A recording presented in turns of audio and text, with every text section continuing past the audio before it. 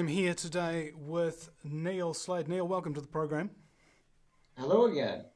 Can you tell us what's on your mind today? We were talking earlier about parking tickets, alternative media, Yeah, cannabis, and a number of different topics. And I'd love to rush through them and sort of get your background story on this and give sure. people a little bit of a I'll heads up go to what anywhere you're you want doing. to. Okay. Where do you want to start? Well, which one of Well, those which one you of those talk about topics? Oh, sorry, go ahead. no, I thought maybe conspiracy might be a good place to start because I had done a film many years ago on 9/11 called Captain Sherlock Solves 911, and people that's accessible on YouTube, of course, and people can go to Captain Sherlock 911.com as well. And so I've got a I'm intimately familiar with that particular. I loosely use the word conspiracy theory because I think the conspiracy is on the part of the government rather than on the part of alleged Terrorists. hijackers and so on and so forth. Well, let's talk about conspiracy then, because there's a couple of definitions. I think the definition in the dictionary of a conspiracy is two or more people coming together to cause harm on another group of people without that group of people knowing about it. Mm-hmm. And there's also two other definitions for those people who follow conspiracies or don't follow them. First, being a conspiracy theorist. I believe this term was actually coined by the CIA in the 50s during a secret program, as well as calling people conspiracy theorists. I think the first person to do that was Richard Nixon over the Watergate affair. It's like, oh, I'm not a crook. Those guys are just conspiracy theorists. And naturally, it turned out to be a conspiracy. So there's the two types. The conspiracy theorist is a person who believes that there are powerful people who have a lot of influence, who use their power to maintain or grow their influence. A coincidence theorist is somebody who believes that there is no such thing as lies, manipulation, deception, backroom deals, and instead only believes in one thing and one thing only: coincidence. Everything is sheer coincidence. Mm-hmm. Which one of those two groups of people sounds a lot more insane?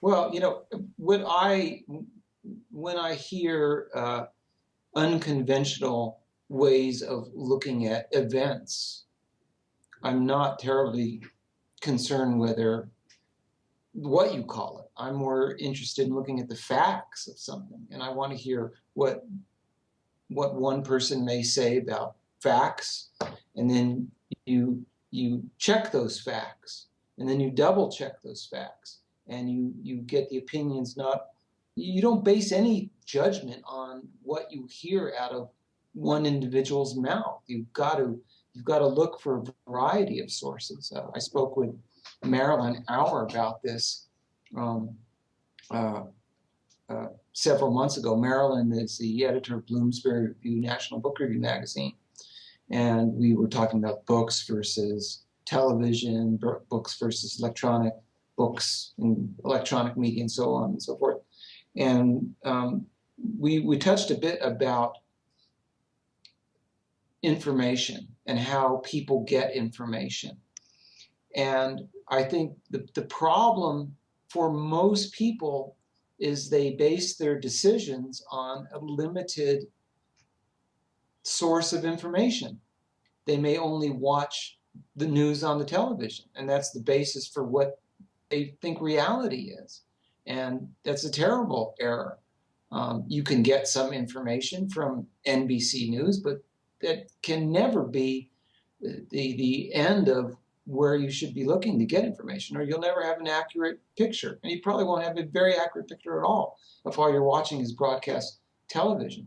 So ideally, you're looking at to get an accurate picture of reality, you need to look at a large variety of sources for your information, and then you check that. So back to your original question in terms of, conspiracy, what is it? What does it mean? Again, I'm not too terribly concerned with the definitions. I'm more interested in gathering information from a lot of different sources, comparing that, seeing what makes sense, seeing what doesn't make sense, and operating in that manner. I feel like I'll serve my brain justice and get a better picture of how the universe really is.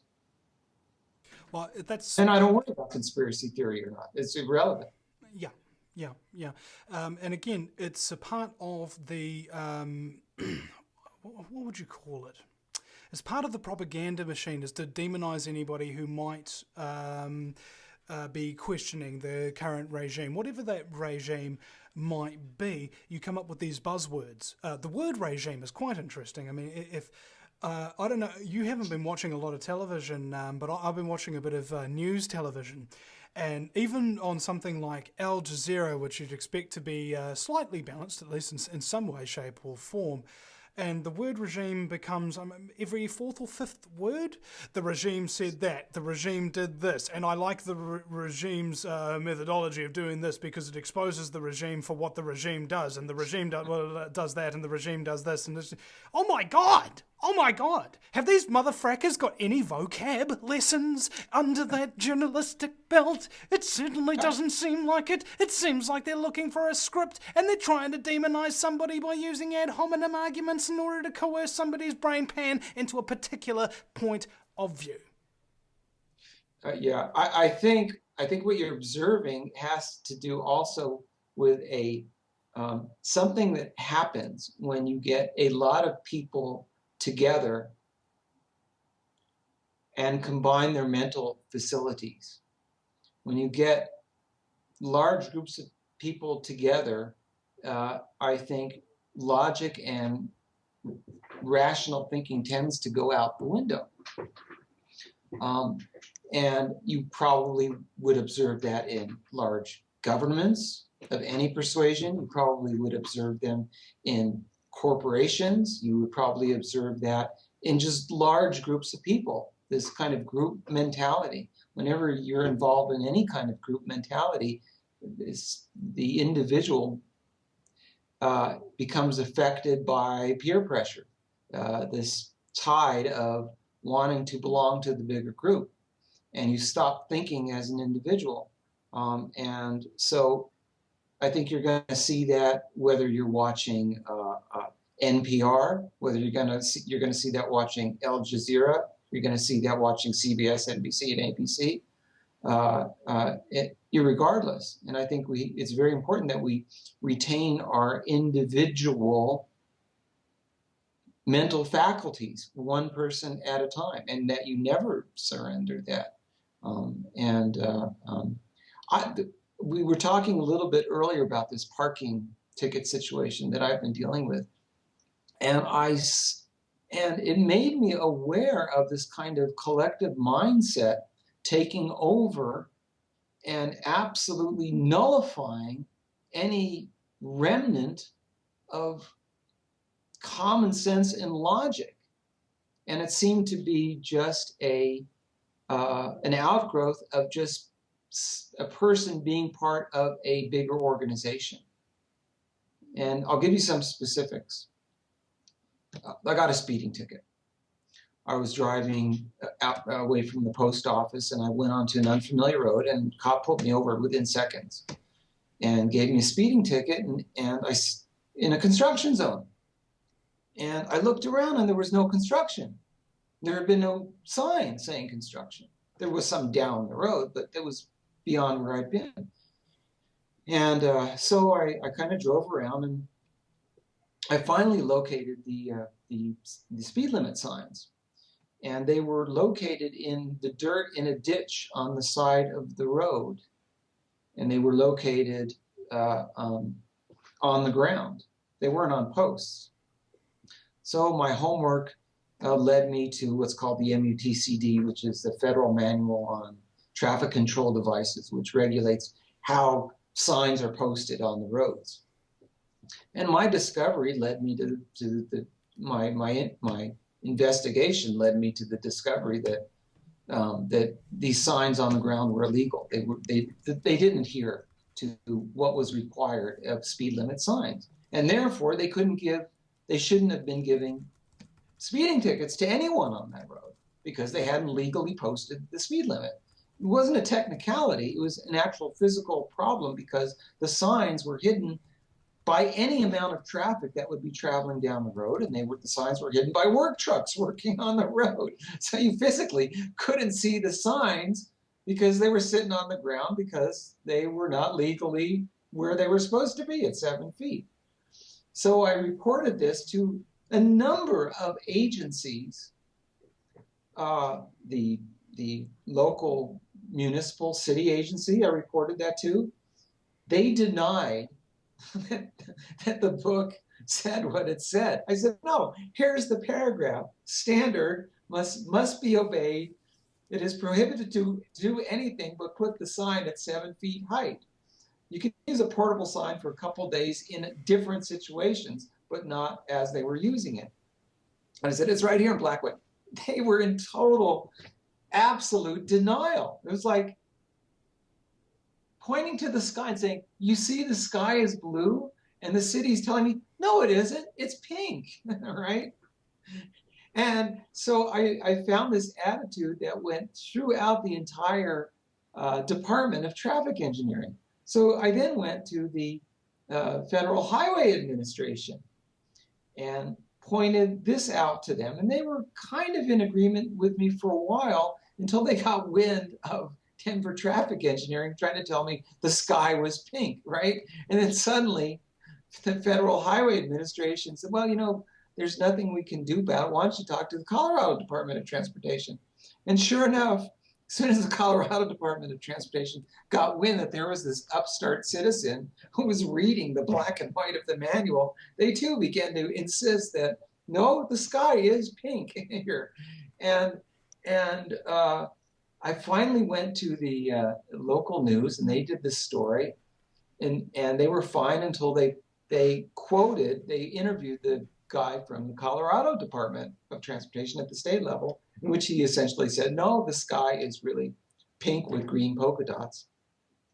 And I said to the news guy, I says, well, are you going to challenge this? Because he had been out to the site, and he had seen the rule book, and he seemed to indicate that he understood what the law was until he heard the guy say that the sky is pink with green polka dots. And sure enough, from that point, he began to insist the sky was pink with green polka dots. And although it was in black and white in front of his face, his brain would not let him see what was real and what was truth and what was actually printed in the manual.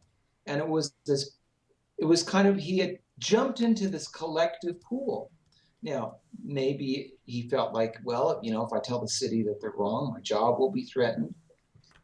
Probably all of the employees of these various government agencies knew that, well, you know what, I need to protect my coworker and I need to protect my job. And well, yeah, the sky is pink with green polka dots. And it reminded me of the 9/11 film that I made. And I know a lot of key people in the 9/11 movement. I'm friends with Stephen Jones. And I've met Richard Gage and spoken with him. And of course, I had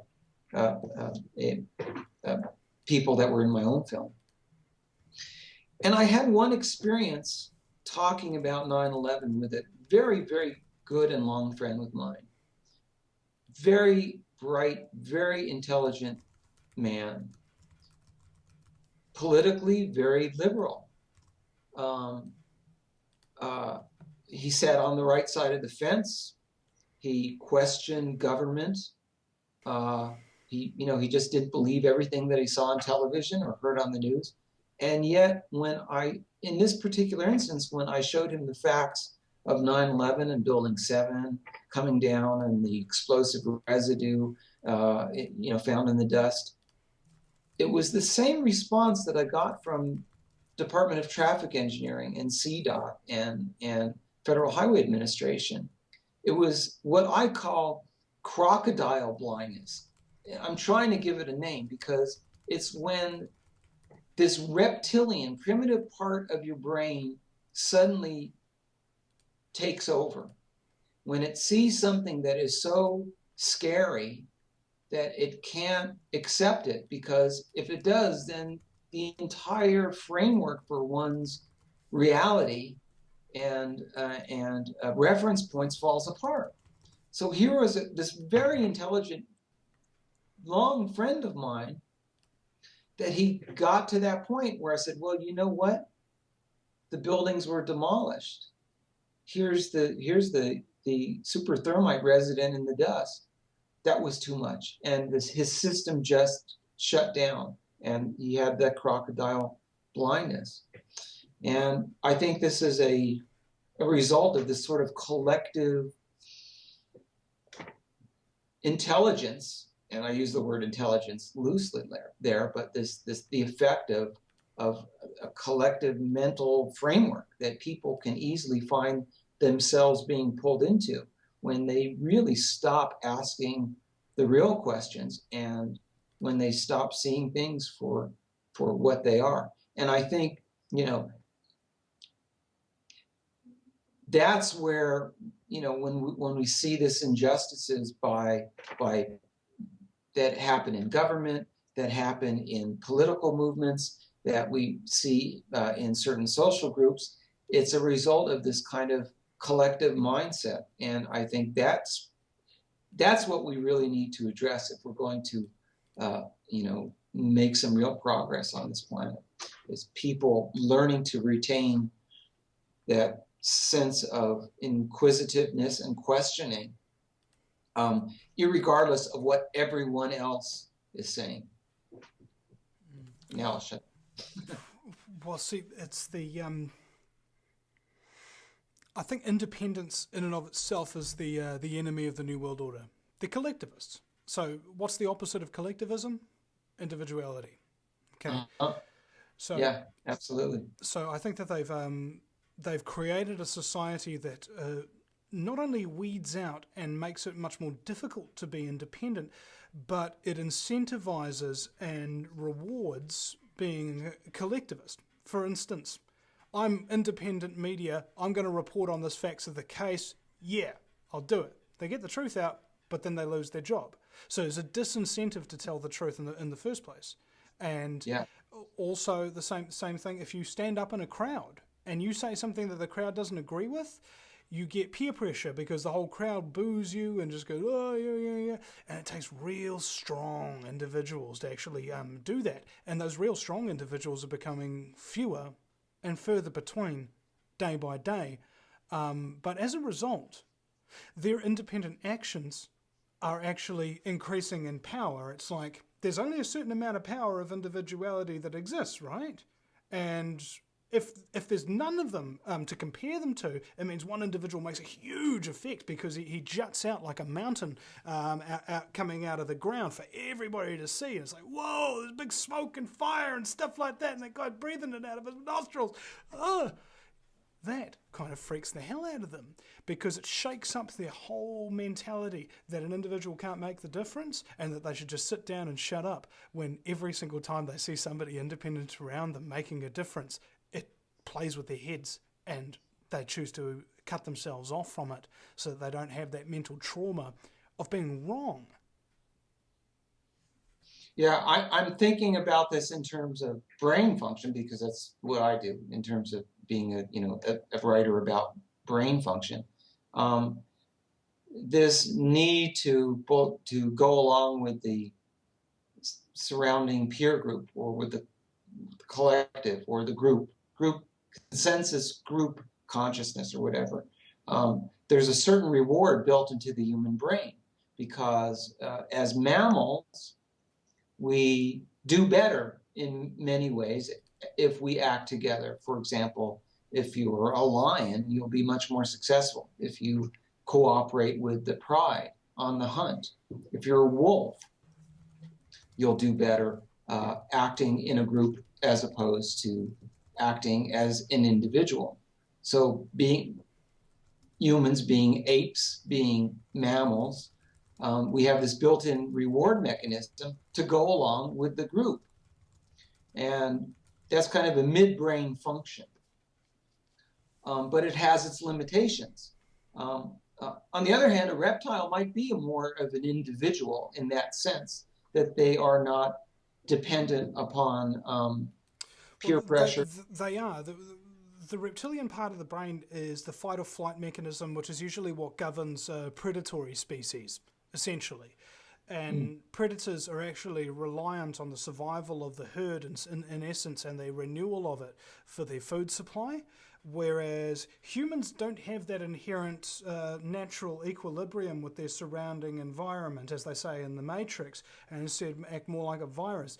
So a predator human makes a much, much more dramatic impact to the functionality of whatever quote-unquote ecosystem that it winds up preying upon. Do you know what I mean?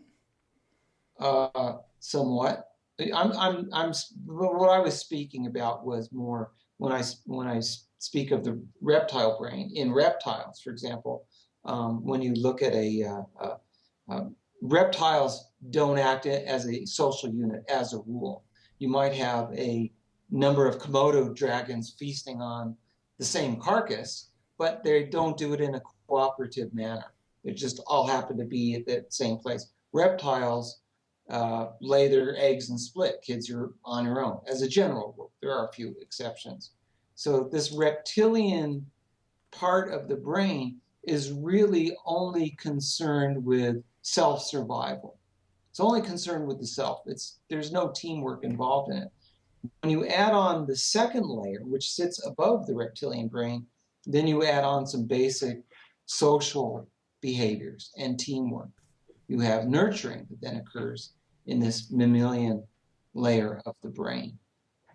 And there are certain rewards inside the brain attached to both the reptilian solitary behavior as well as rewards that are attached to the mammalian cooperative behavior.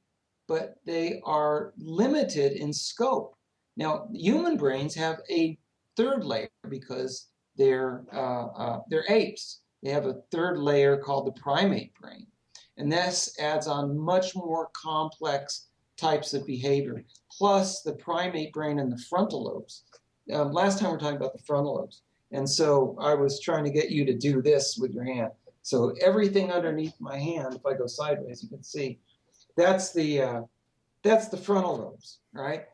And the frontal lobes adds on a much greater capacity to brain function than what is available to either the reptile brain, which is in just the back of the brain here, or the mammal brain, which is in the midsection of the brain. That's because the frontal lobes in the primate brain can understand concepts of time. They can understand cause and effect. This advanced part of the brain can, see what happens if you add a lot of different things together. It can see a much bigger, much more complex picture. And consequently, the brain gives the greatest amount of reward and pleasure when this part of the brain is fully functioning. So when you see beyond just groupthink, when you can see beyond just me types of processes that are made available in the reptile brain, when you see the whole big picture, then the brain is capable of a much greater reward, both in terms of physical pleasure and in terms of intellectual and psychological pleasure. And that part of the brain would come into effect. And as you were, for example, you're in a room with 100 people, and the 100 people say, you know what, that guy's guilty, hang him, fry him, right? And out of that 100 people, there's just one person, you, who says, you know what, he didn't do it. And I know that because I saw the person who did it. So no, he's not guilty. And the pressure would be for you to go along with the other 99 people in the room. But your frontal lobes are saying, listen, in this instance, it's not good for me to go along with the group. The reward for me to stick to my guns is greater than the reward that's going to be made available to me just because I go along with everyone. Do you follow? So when you were talking before about the individual who stands up and who retains his individuality, despite all the lemmings around him. You know, that ability to say, no, I'm right, despite the fact that everyone here is against me. Ultimately, when that is proven to be truthful and seen by the group as yeah, that's correct, then that's when that leadership and the power of that way of thinking and retaining the individuality, makes itself known, and then the society can then model itself after this newly elevated level of behavior of the one individual. And I think it's very important for people to always strive for that, that level of sticking to your guns, of sticking to your individual thoughts and way of looking at things, despite whatever else is going on around you. Well, I think it's about being self-contained. It's like, what's the thing? What's the opposite of independence is dependence, right? So if you don't have that kind of pleasure center, that's can I ask you, can the brain change what it feels pleasure in relation to? Like if it's with a whole big group of people and they're doing all this sort of stuff, is it possible for an individualist to actually feel bad doing the same thing as a big group, even if he agrees with it because of his inherent dislike of groupthink? Oh, I think absolutely, and that's part of the work that I do, is try to explain to people how they can elevate themselves and escape from this addiction to approval by other people. For example, you've got to learn how to discriminate between this kind of lower level of satisfaction that you may get just as a consequence of going along with a group or what everyone else is thinking, and discriminate between that level of understanding and satisfaction and another higher level, which is a more kind of accurate perception of reality, in a sense, that when you see things as they really are, as opposed to seeing things as people tell you they are, you start to recognize that there's a difference between the two. And the main difference being is that you're using a different part of your brain. When you just like something because everybody else likes it, you're using a lower process of what is available in your brain. You're stuck in this kind of mammalian midbrain part of your brain.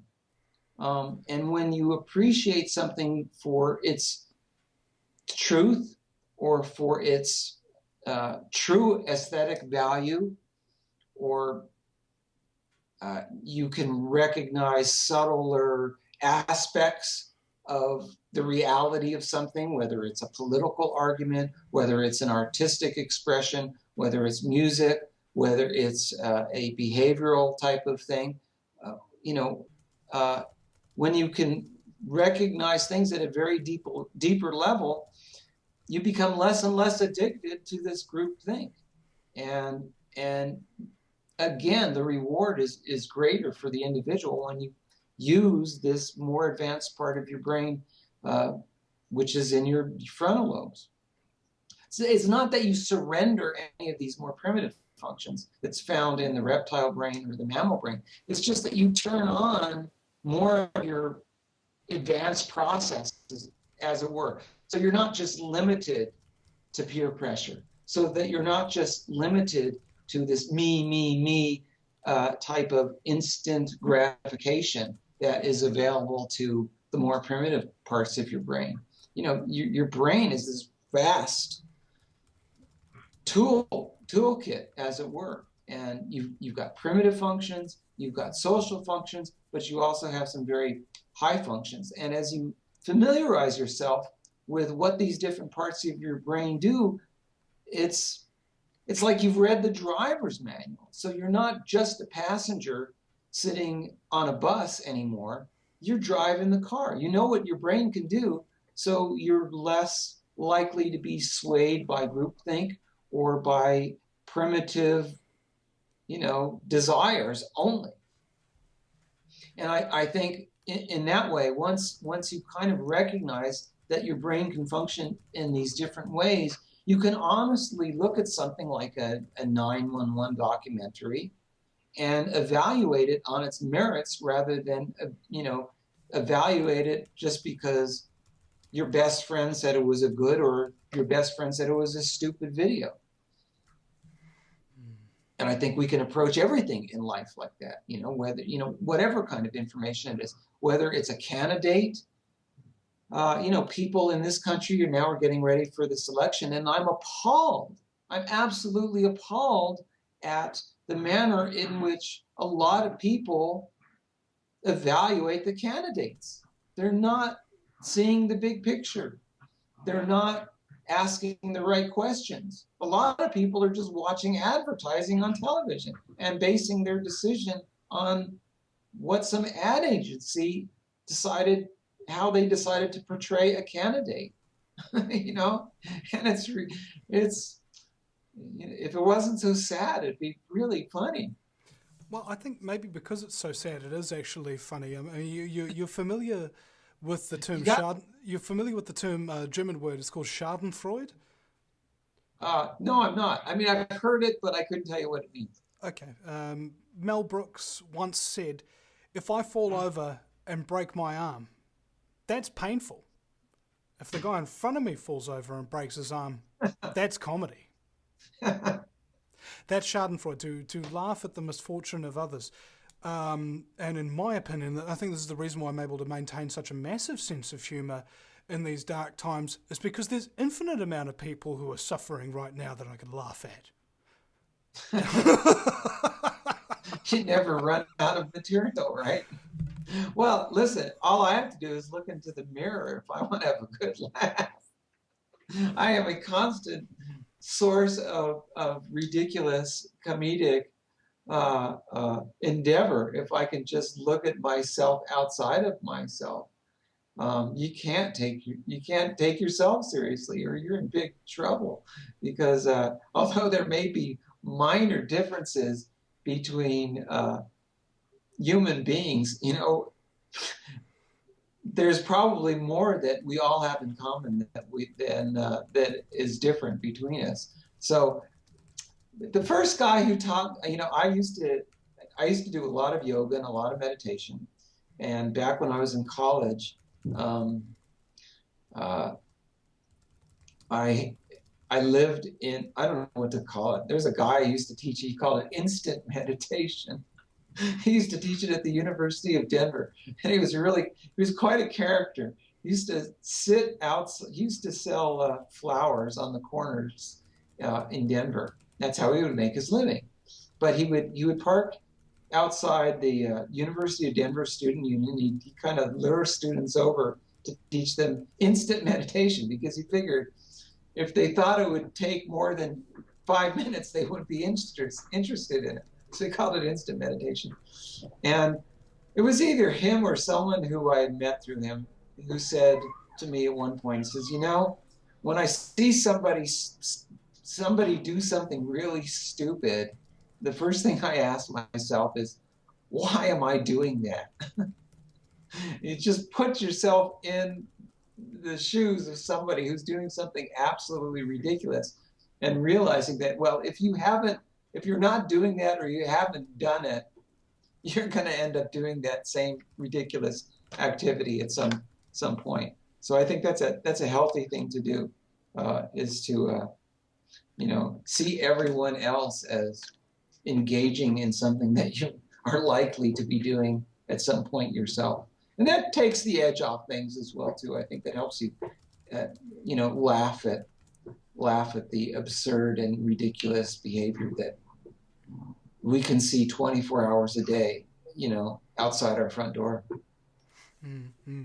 Well, in fact, you talked about laughing by looking in the mirror, and the thing that actually cracks me up most out of anything that I will see on the news media is a speech by a presidential candidate. Holy shit balls, man. They're so funny. Like Barack Obama comes out and he goes, "We need to reduce the debt."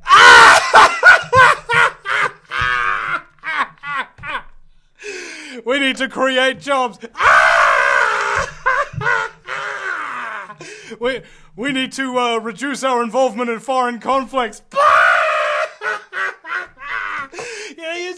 It's just endless. It's just so funny to me because it's a direct opposite of everything that he does in every single sentence. So it's like, you know how one time you get on a giggle session because somebody said one thing really funny and then they expand and they put extra jokes that lead into that and it becomes sort of a running joke, sort of like that. That's what an Obama or a Romney or a Bush speech or a John Key Prime Minister speech is to me. One running joke. Except I'm the one who gets the joke, laughing my ass off. The elite are the ones who get the joke, laughing their ass off. And the people don't get it. And they're the ones getting their heads cut off. Well, for me, that was one of the reasons why I did the 911 movie. And I was sort of brought into that whole area of study by a person who had, as it turns out, who had some mental difficulties, as it turned out.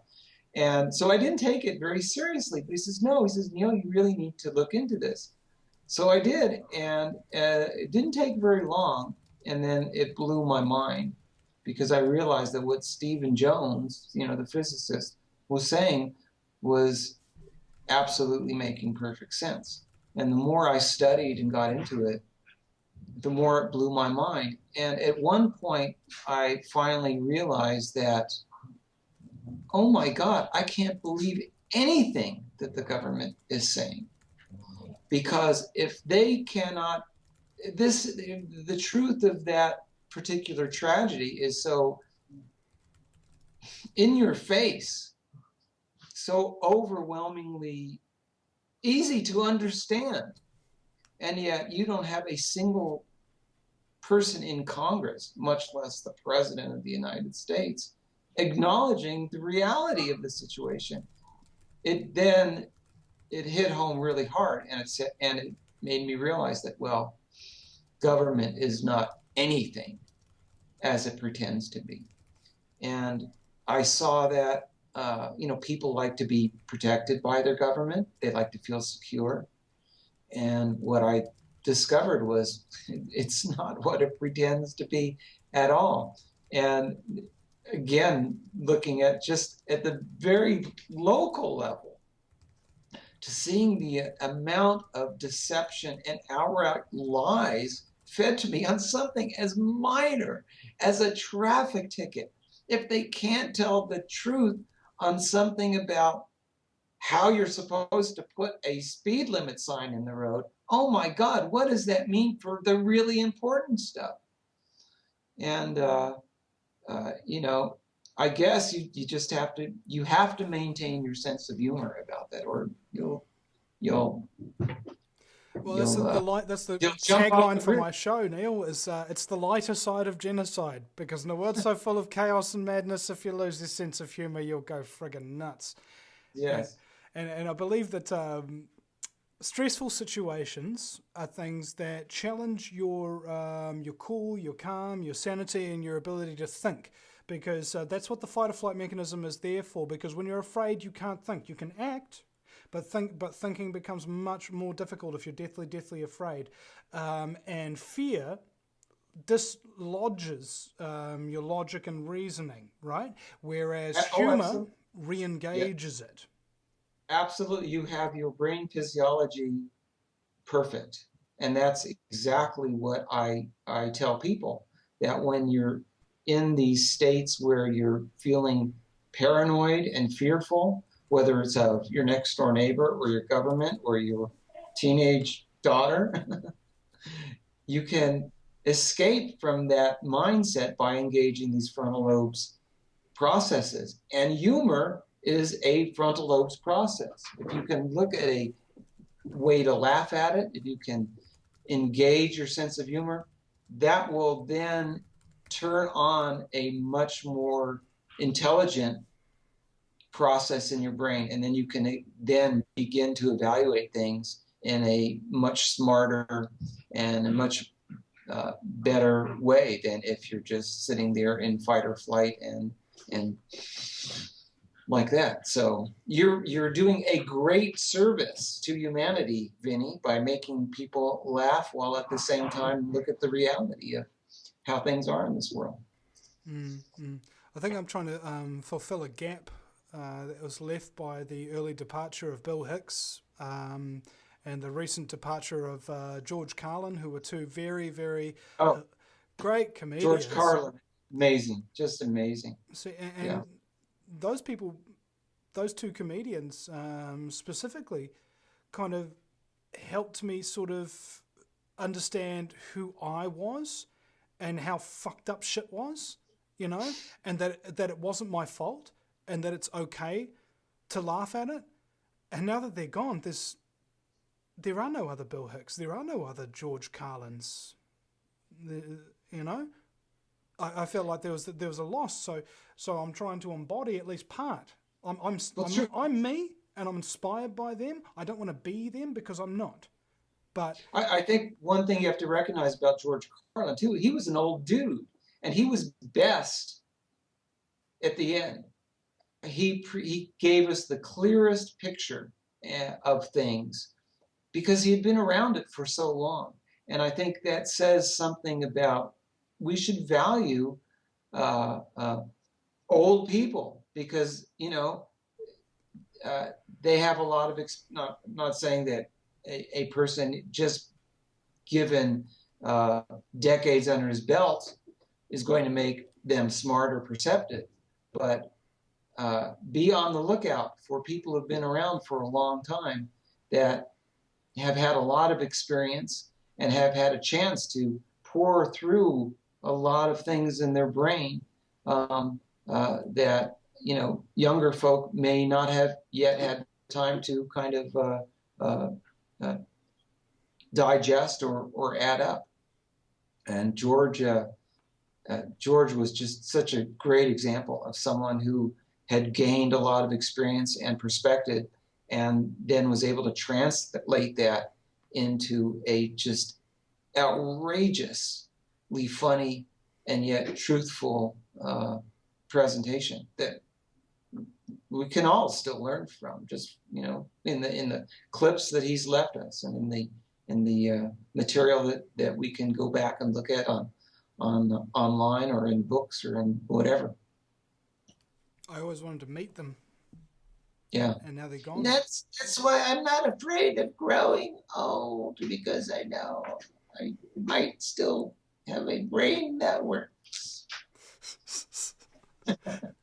Well, I don't know. It's sort of like Lewis Black is another comedian who is still alive and who does great work, but it's not anywhere near as good as Bill Hicks and Carlin, in my opinion. But yeah, what was he saying about? Oh, frack, I forget. See, he's just not that memorable.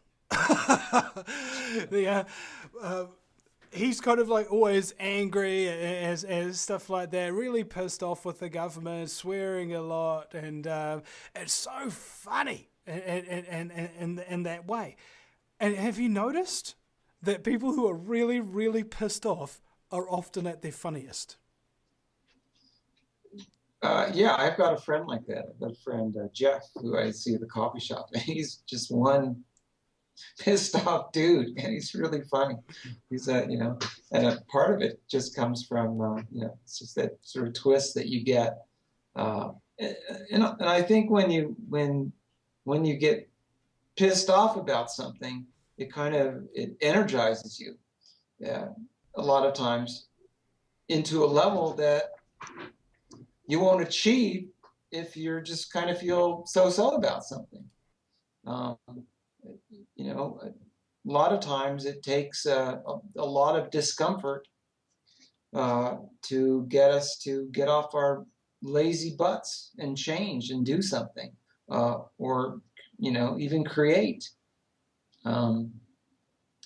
So, Oh, well, and now I remember what I was going to say. There are two general rules of health: the good die young, and pricks live forever. that's good. No, that's pretty good. I like that. It's very accurate because, in fact, that was what I was going to branch onto. My great lament and regret at how things are. That, as Carlin points out, all the people that get assassinated are the people who told you to live together in peace and harmony. Bam! Right in the back of the fucking head. Guess we weren't ready for that, you know? Yes.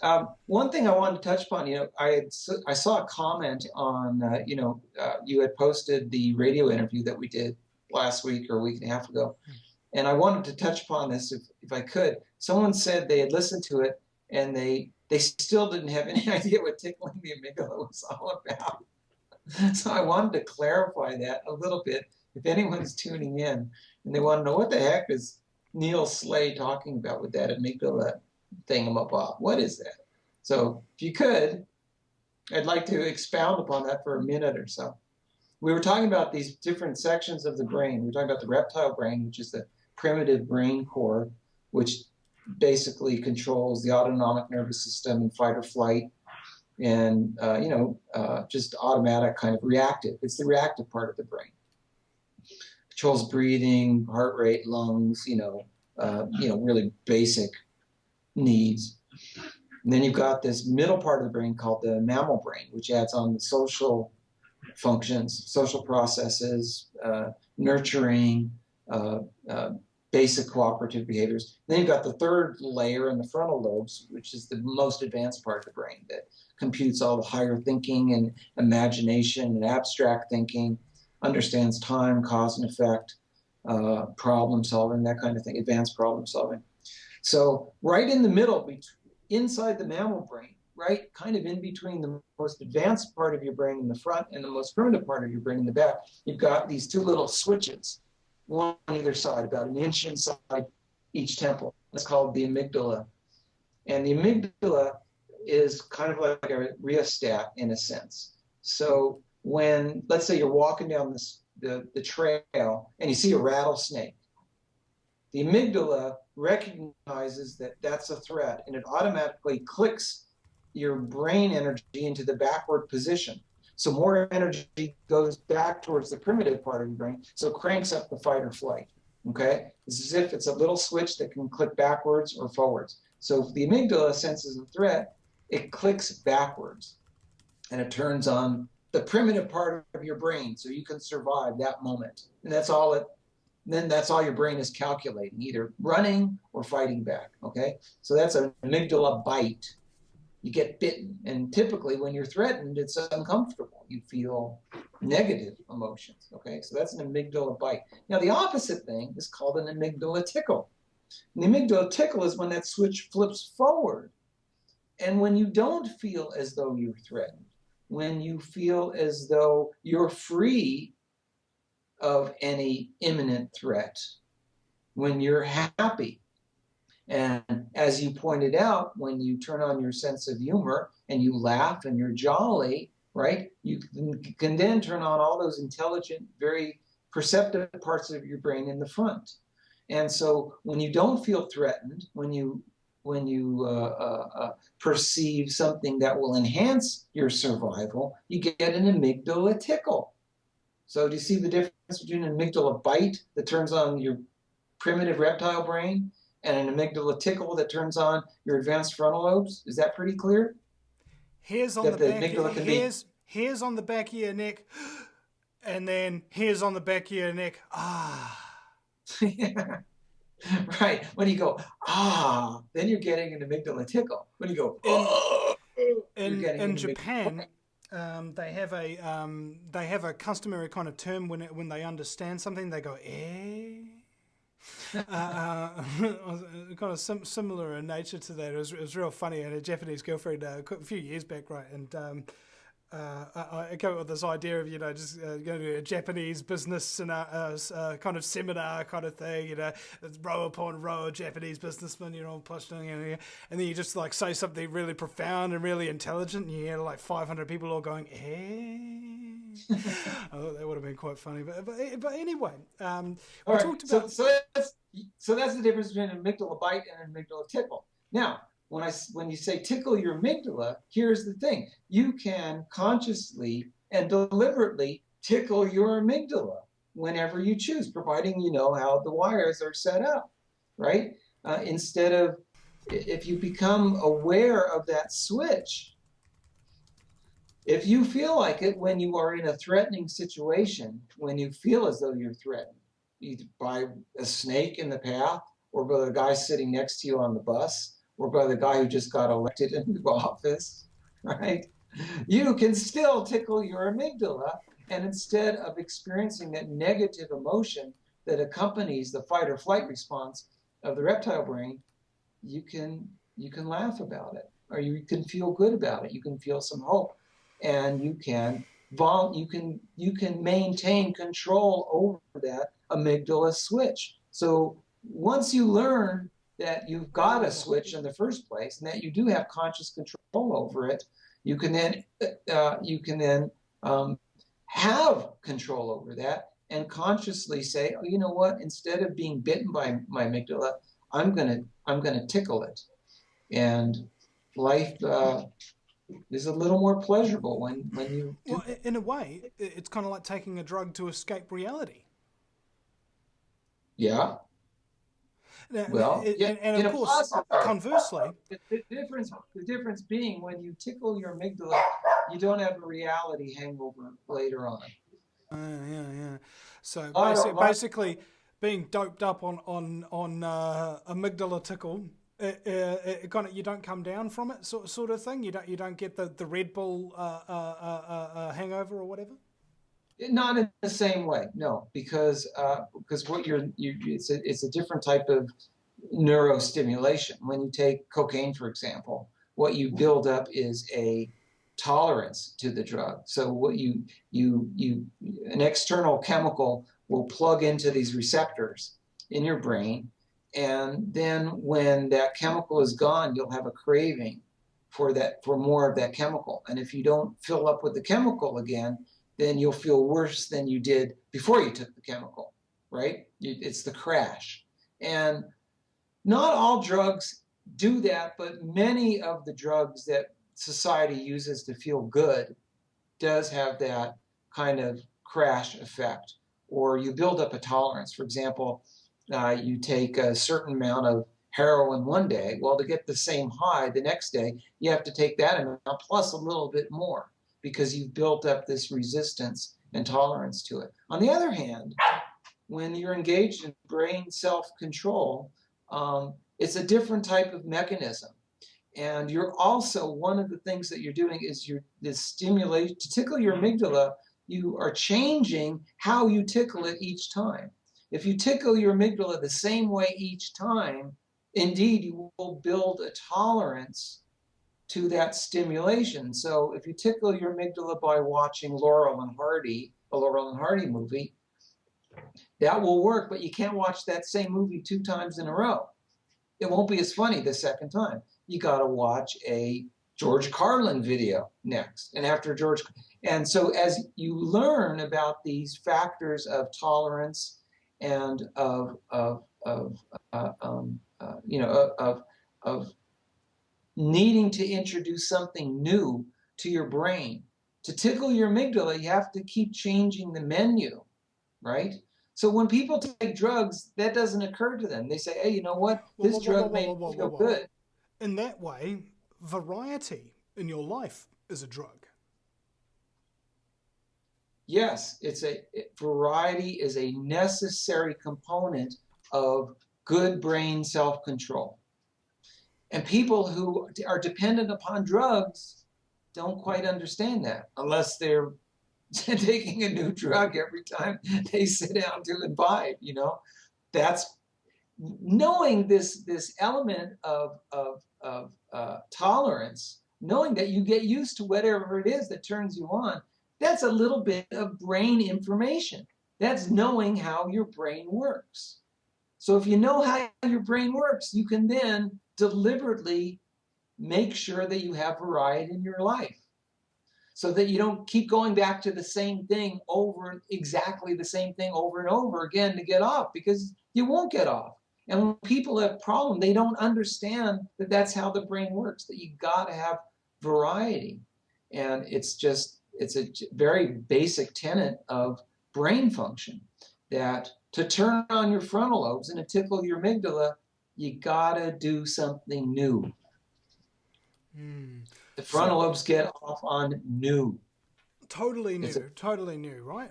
Yeah, it doesn't have to be totally. You got to have that variety. That's what I'm talking about. For example, you may like Beethoven's Fifth Symphony, right? But you can't listen to Beethoven's Fifth over and over and over and over, and that can't be the only piece of music. Okay, listen to Moonlight Sonata, then listen to a violin concerto, and then when you're sick of Beethoven, put on Rage Against the Machine. Yeah, exactly, right. And so if you recognize this very basic aspect of brain function, that the frontal lobes requires variety. And if you can remember that simple thing, you'll have much better control over tickling your amygdala and staying high regularly, as opposed to getting high and then coming down and crashing because you got used to what it was that made you high. Just keep changing the station, All right.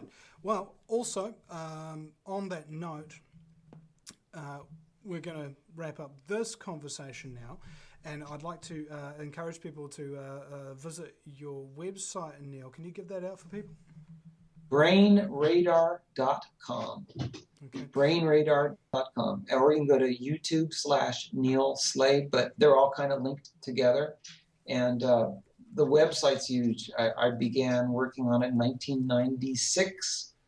So at present, it's about 2,000 URLs. You could spend a month there and visit all the pages and listen to all the video and read the articles and audio. And it's a great big candy store. A lot of good and free information there. And it's linked to, we've got some Yahoo news groups. And then, of course, there's links to Vinny Eastwood and all the people that I've been in contact for all these years. So brainradar.com. And often people ask me after they've been in my site, says, what book should they want to read something? They said, what book should I start with? And I'll just tell people, Tickle Your Amygdala. That's the book that everybody should read first. That's my latest book. And it's got the best stuff in it. And interviews with famous people and funny people, and there's a big free preview of the book on the website. But even if you don't want to buy anything, just go to brainradar.com, and there's tons and tons and tons of stuff to tickle your amygdala. All right, whatever tickles your pickle or your amygdala, as the case may be. So thank you, Neil, for your time. All right, today. Thanks, Vinny, and I'll send all my friends over to your pages. Well, thank you. Mi casa es su casa, mi amygdala es su amygdala. All right, thanks, mate. You have yourself a nice day.